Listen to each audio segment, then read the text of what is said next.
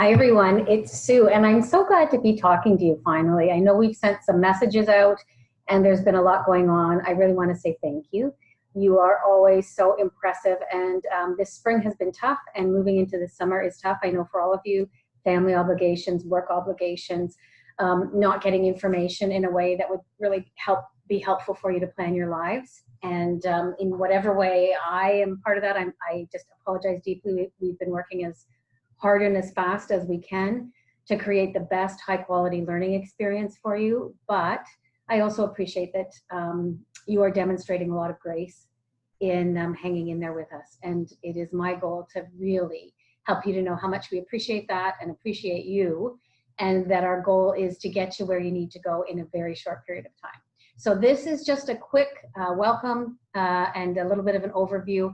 And then I'm going to really suggest you spend some time going through Canvas, looking at how it's a new learning management system we're using, looking at how that's set up and where you can find things. But I'm going to give you a little information about that here.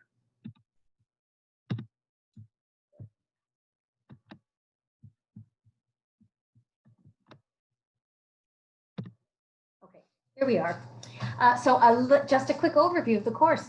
This is a 6-credit course. So it's like it's 2 courses in one, because there's a clinical and the theory component, right? So the practicum and theory, but also it's compressed into a 6 weeks instead of 12-week offering. So that means you're doing the equivalent of 2 classes and the equivalent of 2 12-hour shifts every single week. It's a lot of work. I have done my very best to streamline this as much as possible. We can't violate the requirement that this be offered at a BSCN level, but I really am paying attention to offering you a course that hits the high points and really focuses on what matters. You'll find all of the theory is online, and pretty much all of it is asynchronous in terms of the theory components, and I'll talk about what those components look like in a few minutes. And for clinical, as you know, there are no clinical placements now or in the fall or even in the winter. The only students our partners are taking at this point are year 4 students. So we'll see how that goes with COVID and where the future takes us with all of that. But at this point, our options were to have students not complete the clinical component at all, meaning that you would wait until the next potential placements might be next summer, in which case then we'd have 2 groups of students trying to find placements. It seems like not a reasonable plan. The alternative was virtual simulation, and we're lucky because here in our program we have a great depth of expertise in simulation, which is a teaching learning approach that focuses on creating an environment that feels real and which is deeply engaging, but gives you the opportunity to practice a variety of skills, demonstrate critical thinking and clinical decision making without actually having an impact on a real patient. So you really get to try out complex situations in a way that doesn't feel as threatening and really promotes excellent learning. And what we know from the evidence is that the outcomes associated with simulation, including virtual simulation, are as good, equally as good as direct traditional clinical placements. And so I'm going to just again say a couple of words about the difference between a virtual simulation and face-to-face. Some of you have had face-to-face simulation, and in that method, you would have gone into a lab and worked your way through a kind of simulation, a patient experiencing shock, or who knows what that could be. You would take on a variety of roles, you would enact that role, and then you would have a debrief afterwards. And so you would actually perform the skills, make decisions in the moment with the information you have, seek more information, perform the skills. But now we're doing what's called virtual simulation. And again, we're so fortunate that we have some expertise in this area.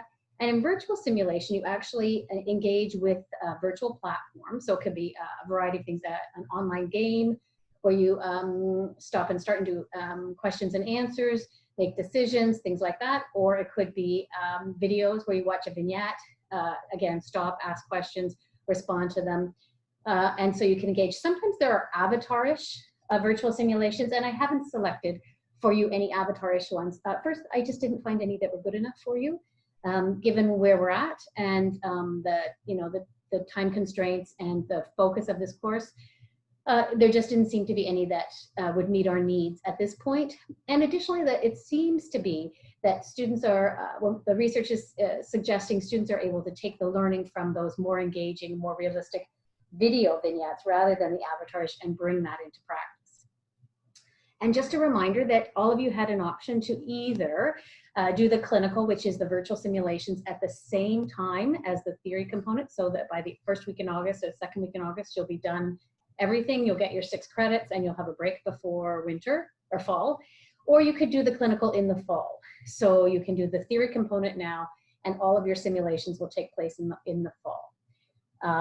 And so the vast majority of you are doing them in the summer, but some of you are doing them in the fall. And again, if you have any questions, just feel free to talk to me.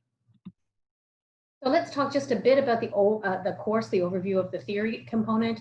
As you will have all seen, it's called Life Transitions, and that's the focus. And so we've looked at 3 major sort of patient populations or life experiences and focused on the transition that's involved in that. So for the first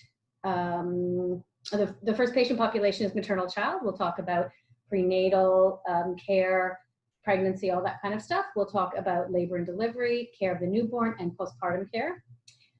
Then in pediatrics, we'll talk about general pediatric theory. We'll talk about acute pediatric challenges, and then chronic. And then older adult, where I know many of you have learned in detail older adult, as well as maternal child and pediatrics. But we're hoping to bring something new and to bring it to a little bit of a higher level of acuity.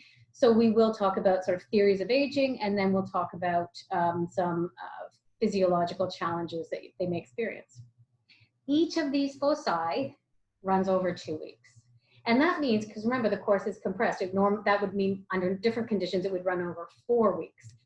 And so it's important to remember in 2 weeks, I have to be smart as a teacher. I hope you think at the end of the course I am, because I have to recognize what you can take in. Now, it's going to be busy, but I am doing my very best at that streamlining. So I'm not teaching you everything you need to know about pediatrics or everything you need to know about maternal child, or for sure everything you need to know about older adult.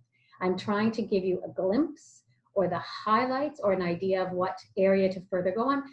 And often I will give you like a video link or something that really focuses on what do you need to know for your NCLEX, and that becomes further studying for you. So what kind of disease processes might you often see, things like that. And so instead of everything you need to know about these various transitions, we're talking about examples. And these examples or exemplars help us to understand sort of the highlights of this life transition and things that we might see. And again, streamlined as much as I possibly can. So I recognize it's going to be busy, and I recognize that you're taking other courses, and I really am keeping that in mind. But also this has to be offered at a BSCM level. So how are we going to evaluate you through all of this? There is a theory component for the evaluation, and there is a clinical component. So I think all of you will have seen this in the emails that I sent out. For the course, in terms of the vast majority of the theory evaluation is all multiple choice tests. So you have a midterm test 1, it'll be all multiple choice, and it'll be open for 48 hours. If you can't accommodate that time, work schedule, something else, just get in touch with me. Rather than feel stressed, can you just get in touch with me, and we will always try to sort something out. Midterm test number 2 comes after the PEDS component. It'll focus only on PEDS, it's not cumulative. And again, it'll be open for 48 hours. And then the final exam happens in the final exam period, and it will stay open as well for 48 hours. All of those, and it's on older adult, nothing is cumulative. So all of those tests are worth 30% each, so 30, 60, 90. And then 10% of your grade will be for clinical submissions. And so we'll talk about all the things that you have to submit for clinical, but your FA will actually, faculty advisor will actually give you a grade out of 10 for those clinical submissions, and you get to provide a rationale, a very brief rationale for what you think that grade might be. All right, so 3 tests, each worth 30%. None of them are cumulative, and each is open for 48 hours. If you have any trouble, please just email me. And 10% is for all of the submissions that go with the clinical. And remember, you're not going to clinical, but we need to know what you've learned, because we actually have to sign you off on an evaluation tool, right? This is a CNO approved process. So we need to have insight into your ability to meet the competencies. And so we need to get that insight through submissions. Again, we try to streamline them as much as possible and focus them as much as possible. But it's important that you work hard on them because you'll get a grade out of 10 on them. And those are what enable the faculty advisor to say, yes, she understands the competency, she's able to apply it to this situation, or he's able to apply it to this situation. So let's talk a little bit about that. Virtual sims we talked about. The simulation components. Every simulation will run essentially in the same way. The only part that's different will be how we do the debrief. So there are a variety of components to the simulation. There is the preparatory materials. So for everyone who's doing the clinical part of the course, for each of the simulations, I remember there's a total of 9. So some weeks you'll have 2, some weeks you'll have 1 simulation. For each of the simulations, there will be preparatory material. So I'll give you links to a video lecture, a short video lecture. I'll give you links potentially to something online that's a read, that is an article. You might see a demonstration of a skill online, all kinds of things. And if you've looked at Sim 1 that I already posted, you see there were some demos and there was an article and other things. So there's some preparatory materials that you have to do before the sim. And then there is a pre-brief. The pre-brief is really essential because that helps you to sort of frame what's going to happen in the simulation, the focus and where it's going to take you. So after you've done the preparation, the pre-brief is a recorded, short recorded message that really focuses you for the simulation, and that's different for each simulation, and that'll be posted so you'll be able to listen to it. And then you complete a pre-assessment. And in the pre-assessment, it's very brief. It looks like a lot. There's a template there, but it's essentially, I think, 3 areas that you comment on. And you're looking at your level of confidence, your competence in a variety of areas around the focus of the simulation, right?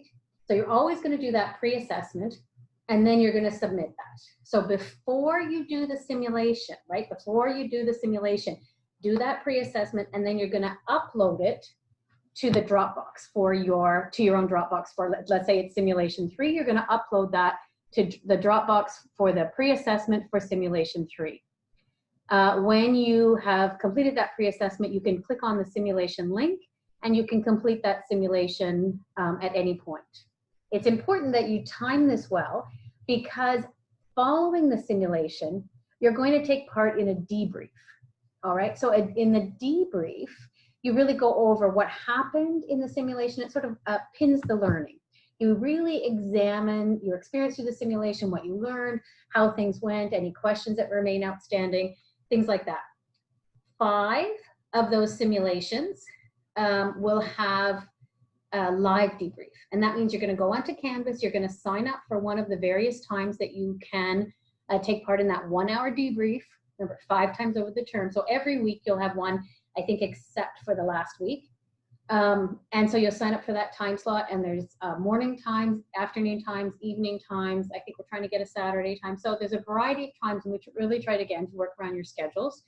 And it's first come, first serve. So go and sign up for the time that accommodates you best, because there'll be a limit on the number of spots in each of those times. If you run into really significant conflicts, just please get in touch with me and we'll try to sort it out. For 4 of those times, instead of having a live debrief, because we couldn't be, you think about it, this in 6 weeks, you can't have a live debrief about one simulation and then a live debrief about another one in the same week. It would all become too confusing. So instead, you're going to have, you're going to do a debrief via a discussion forum with your clinical group. All of you will be placed in clinical groups of about 10 students. And within those clinical groups, you're going to work to have a discussion that will be facilitated by your faculty advisor. So your faculty advisor will be on and responding. And you'll also have questions to respond to that really try to bring the learning together. So 5 times you have a live debrief facilitated by any of the faculty advisors to the course, just whatever time you sign up for, and you'll get that faculty with whoever it is.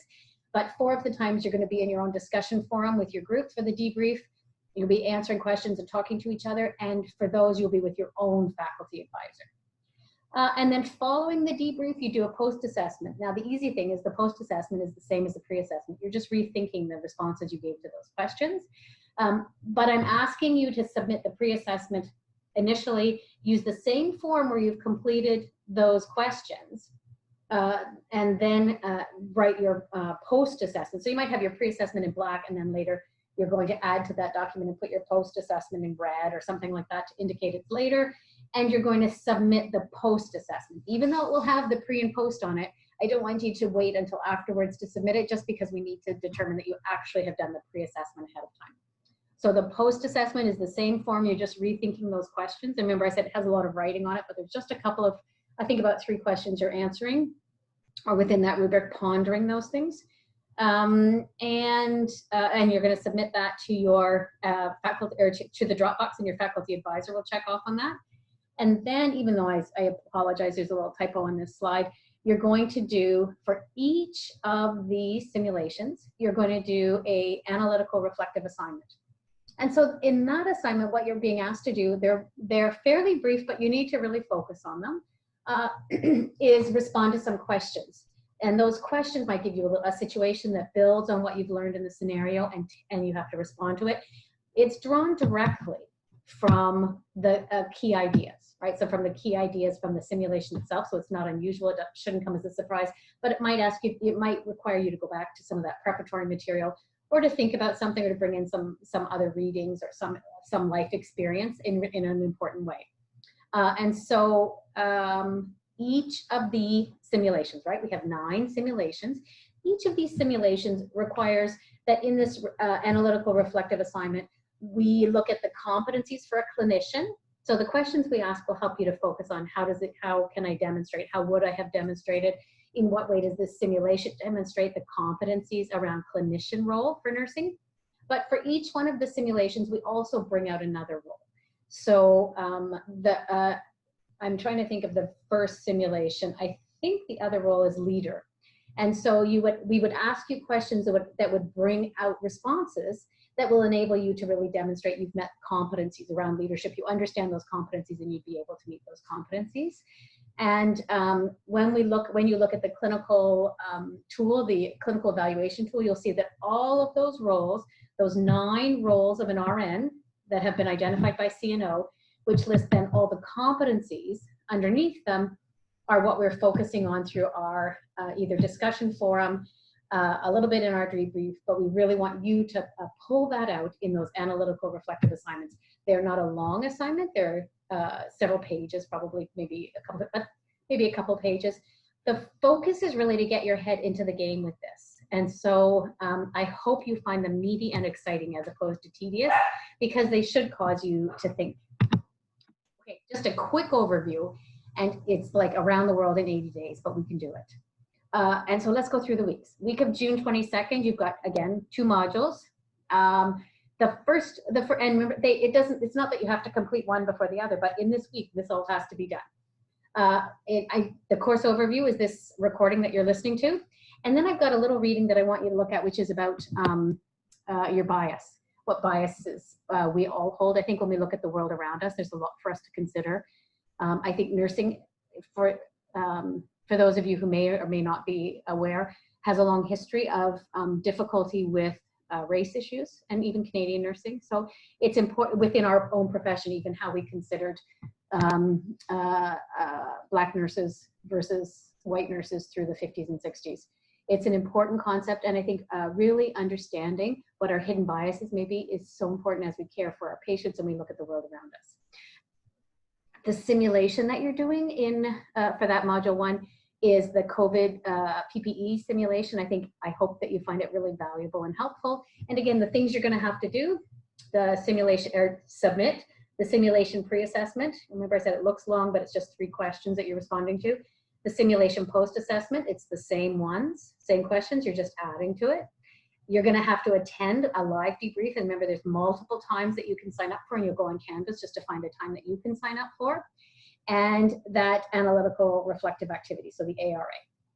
In the week of June 22nd as well, so that's a pretty short theory component, and even the simulation shouldn't take you that long. So remember, we're really just doing this recording and then looking at that reading on bias.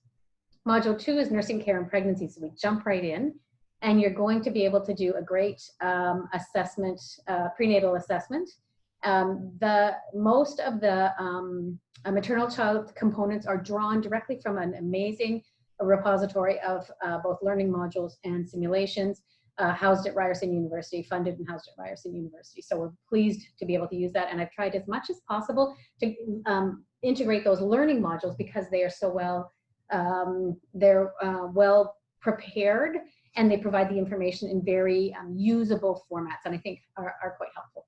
So again, we're still at the week of June 22nd. We're starting nursing care and pregnancy, and you're going to have the same things to submit in terms of the simulation pre and post assessments.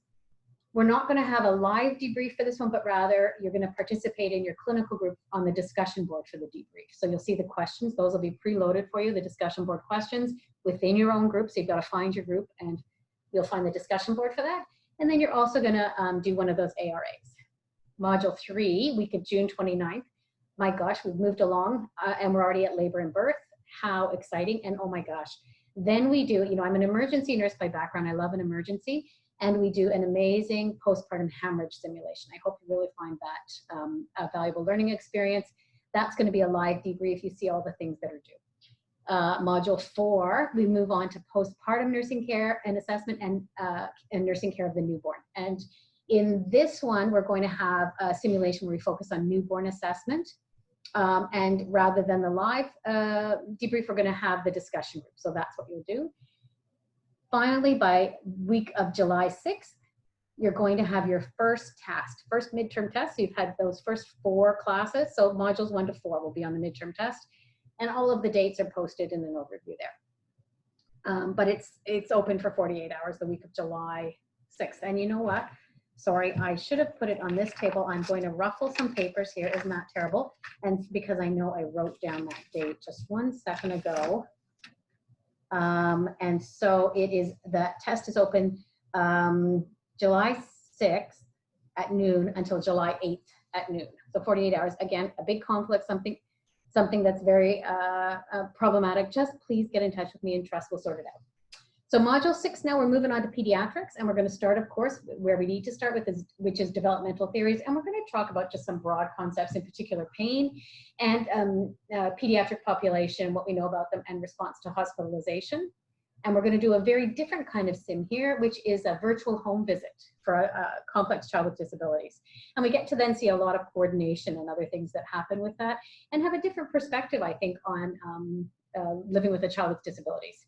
And you'll see what's due. Module 7, now we're in the week of July 13th, and we're going to move into acute pediatric health challenges. And then remember, I can't teach you everything. It's a whole course to do just peds. It's a whole course.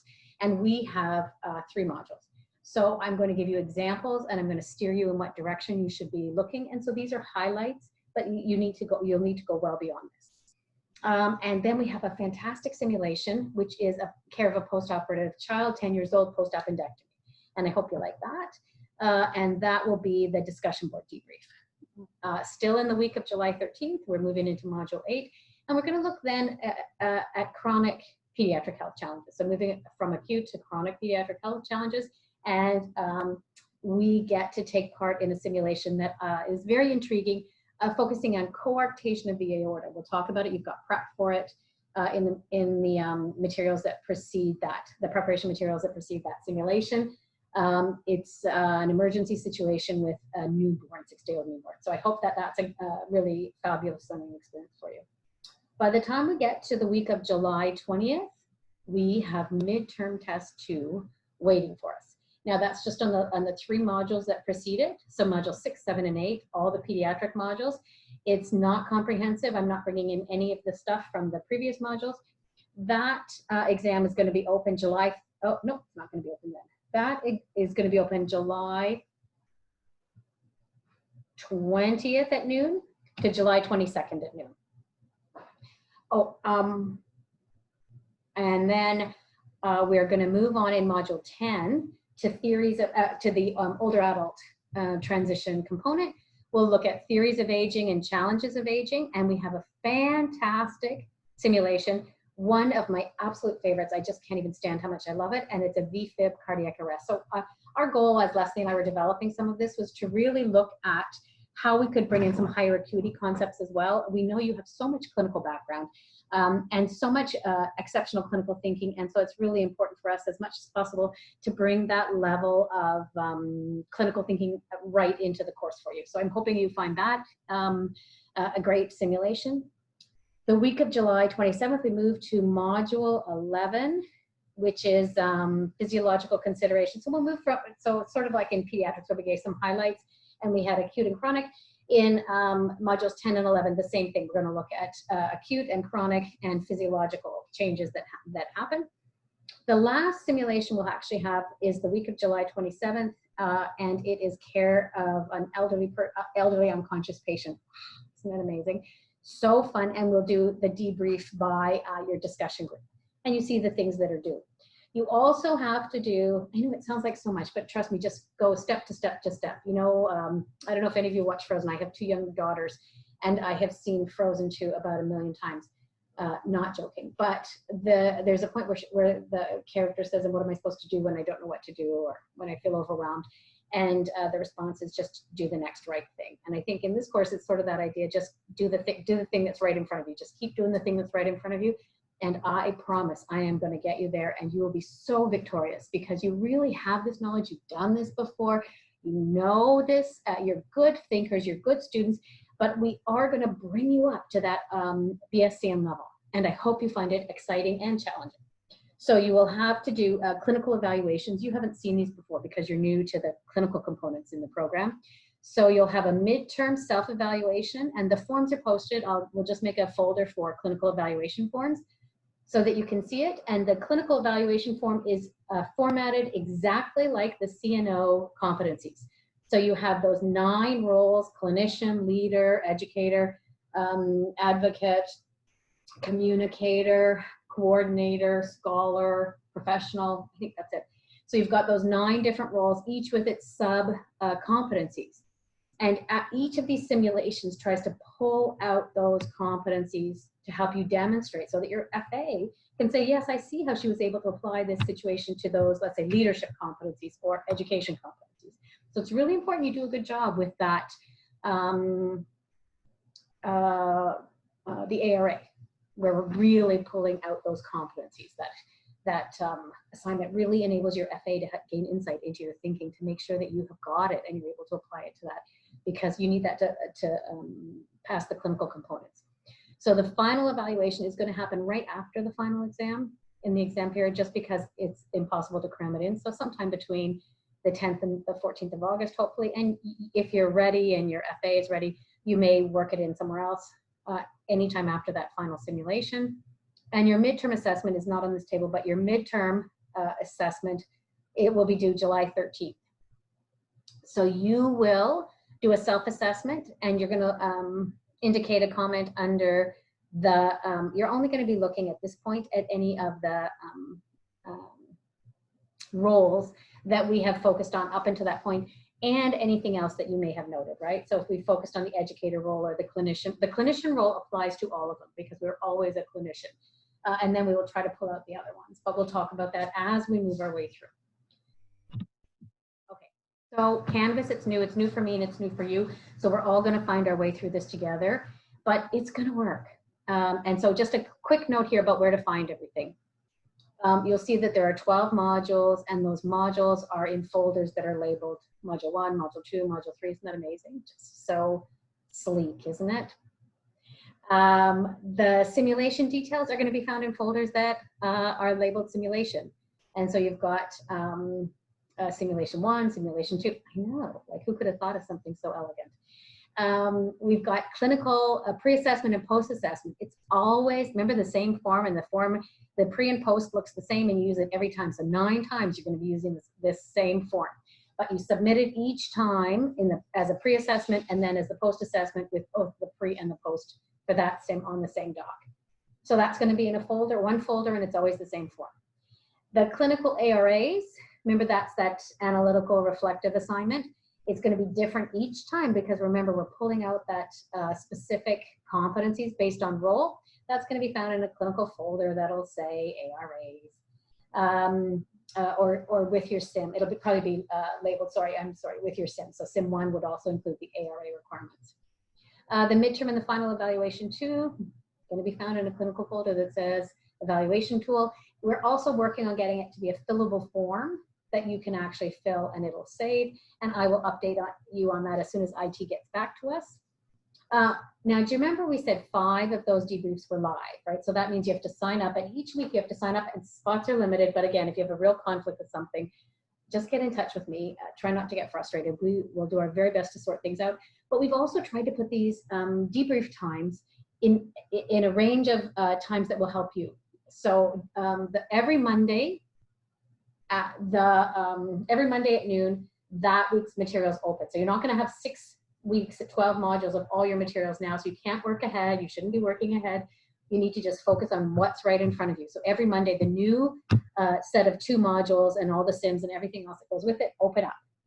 Then you will have an opportunity to sign up. You can sign up for your times ahead of time for the debriefs for 5 of them. Remember, you're going to have that live debrief. Times are Tuesdays, 10 a.m. and 4 p.m., Wednesdays, 2 p.m. and 9 p.m., Thursdays, 9 a.m., 1 p.m., 5 p.m., Fridays, 10 a.m., and then there's a couple of times we're just sorting out right now. So it gives you a lot of opportunity. Different, the FAs will be moderating those groups or facilitating those live debriefs. They're just 1 hour long. So it doesn't have to be your clinical instructor, it's any clinical instructor. And the debrief is really an opportunity to work through what you learned, any thoughts, any questions. Often we will ask you, what do you think about something? And so those ones you want to sign up in Canvas each week for the time that is best for you. And then the discussion group form, remember we said 4 of the simulations, instead of having that live debrief, you'll be debriefing with your colleagues, your student colleagues in the small group discussion forum, and you'll be doing that with the same students all the time and your own faculty advisor, and that will happen 4 times, and you'll find that under groups. And remarkably, we are done. So I hope that didn't feel too overwhelming. Trust me, we are really thinking of you as we go through this. We're doing our best. I am absolutely dedicated to offering you a course that is high quality, and that means that we can't just make it, you know, Nursing 2705 light, but it actually has to be Nursing 2705. But we are, I think I have a really, really good grasp on what matters and how to get the very best learning out of all of us, but also recognizing where we're at, what's on your plates, what's going on in all of our lives, and how we can do this in a way that is meaningful, high quality learning that just we try to, as much as possible, to filter out the tedium. So I look forward to seeing you in the course. I'm happy to answer any questions. If I don't answer your email within 24 hours, please call me back or email me back, and we can set up a time to talk if you need to talk, or I can respond by email. So thank you so much for listening to this. I look forward to the course and to getting to know all of you better.